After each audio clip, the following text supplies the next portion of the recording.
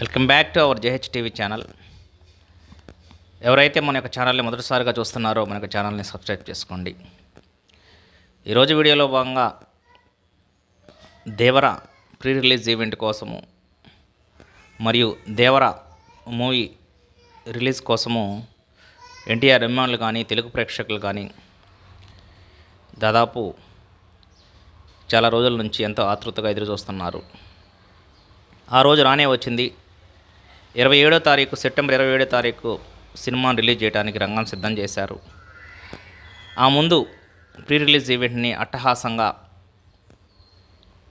కనువిందుగా జరపాలని అనుకున్నారు.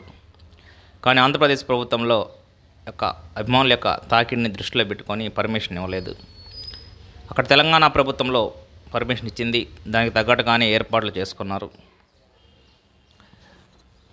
దాదాపు 3 సంవత్సరాల నుంచి దేవర అప్డేట్ గురించి కానీ దేవర యొక్క స్టోరీ లీక్స్ గురించి కానీ ప్రేక్షకులు చాలా కాన్సన్ట్రేషన్ చేస్తున్నారు.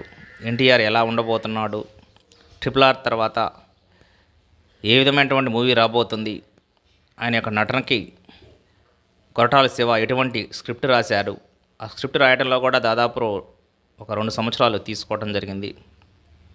వీటి మధ్య ఎంతో హైప్ క్రియేట్ చేశారు. దీనికి తగ్గట్టుగా సినిమాని పాన్ ఇండియా రేంజ్లో తీసుకురావడానికి శాయశక్తులా కృషి చేశారు. దీనికి మ్యూజిక్ డైరెక్టర్ ఎవరైతే బాలీవుడ్ మ్యూజిక్ డైరెక్టర్ అనిరుద్ధ్ కానీ, సైఫ్ అలీ కానీ, అలీ ఖాన్ కానీ వీళ్ళు ఎంతోమంది ఉద్దండులు ఈ యొక్క సినిమాకి పనిచేశారు. అదేవిధంగా సరైన బలమైనటువంటి కథ పడితే ఎన్టీఆర్ ఎలా విజృంభిస్తాడో అందరికీ తెలిసినటువంటి విషయమే. ఈ విషయాలన్నీ నేపథ్యంలో నిన్న హైదరాబాద్లో నోవోటెల్ హోటల్లో ఈ యొక్క ప్రీ రిలీజ్ ఈవెంట్ డేట్ను ఫిక్స్ చేశారు. దీనికి సంబంధించినటువంటివి అక్కడ ప్రేక్షకులు చాలామంది రావటము మరియు ప్రీ రిలీజ్ ఈవెంట్ ఆగిపోవటము మరియు ప్రేక్షకుల్ని ఎవరైతే వచ్చారో అభిమానులు వచ్చారో వాళ్ళని అన్కంట్రోల్ చేయలా అయిపోయారు.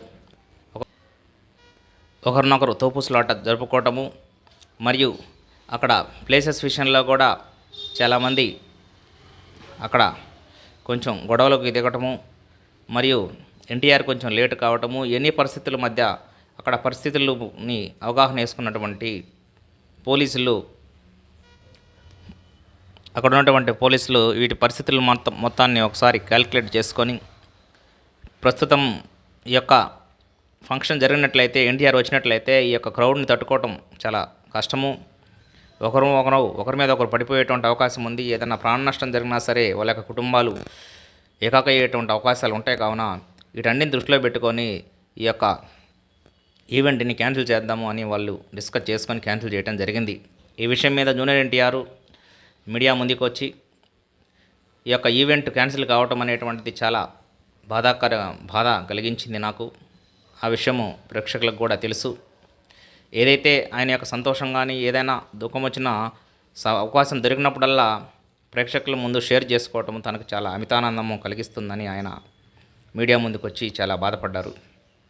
ఏదేమైనా సరే నిన్న ఫంక్షను క్యాన్సిల్ అయినా సరే 27వ తారీఖున థియేటర్లలో కలుద్దాము అని ఎన్టీఆర్ భరోసా ఇవ్వడం జరిగింది.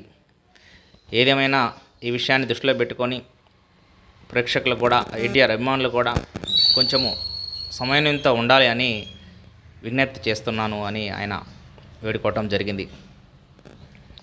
అందరూ 27వ తారీఖు ఆనందంగా వచ్చి థియేటర్స్కి వచ్చి ఎటువంటి ఇబ్బందులు లేకుండా సినిమాను చూసి ఆశీర్వదించండి అని తెలుగు ప్రేక్షకులకి మరియు పాన్ ఇండియా ప్రేక్షకులకు కూడా ఆయన వేడుకోవటం జరిగింది. ఏదేమైనా ప్రేక్షకులు కానీ ఎన్టీఆర్ అభిమానులు కానీ కొంచెం సమన్వయంతో ఉండి రేపు 27వ తారీఖు కూడా ఎటువంటి ఇబ్బందులు కలగకుండా థియేటర్స్ దగ్గర ఎటువంటి ప్రాబ్లమ్స్ క్రియేట్ చేయకుండా సామరస్యంగా మూవీని చూసి అందరూ అభిమానించవలసిందిగా ఎన్టీఆర్ కోరుకున్నారు. ఈ వీడియో కానీ మీకు నచ్చినట్లయితే లైక్ చేయండి, షేర్ చేయండి, సబ్స్క్రైబ్ చేయండి. Thank you. రెండాల్.